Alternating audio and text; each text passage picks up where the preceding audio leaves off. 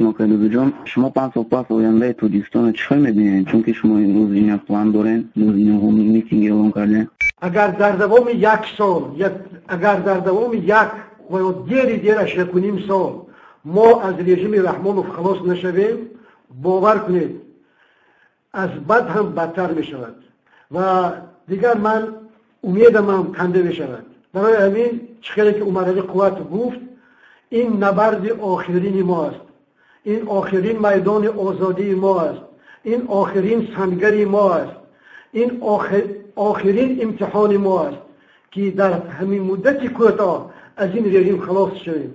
هر یک لحظه، هر یک ساعت، هر یک روز معنای آن را دارد که باز یک تاجیکستانی حبس می شود، باز اشک یک مادری تاجیک می ریزد، باز ما یک مرده تاجیک را از روسیه به تاجیکستان میبریم، باز تجارت یک نفر دیگر را میگیرند، باز یک نفر شوهر از زنش جدا می شود، باز یک طفلک بی پدر و بی مادر میماند، باز اشک میریزد.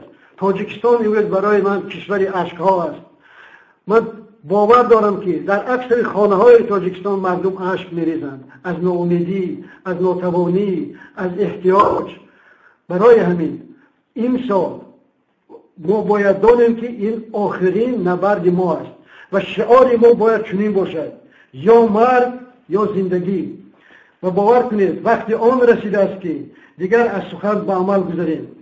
چنانکه یک بزرگوار گفته است: در کف مردانگی شمشیر می باید گرفت، در کف مردانگی شمشیر می باید گرفت، حق خود را از دهان شیر می باید گرفت. اینها شیر نیستند، اینها روبه های لنگ هستند، اینها سگای لاغر هستند، اینها مارهای نیمکشته هستند، اینها تارتنک هستند، اینها پشه هستند.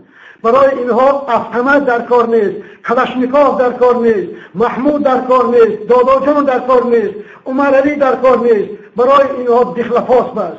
این انقلاب ما انقلاب دخلفاس خواهد شد.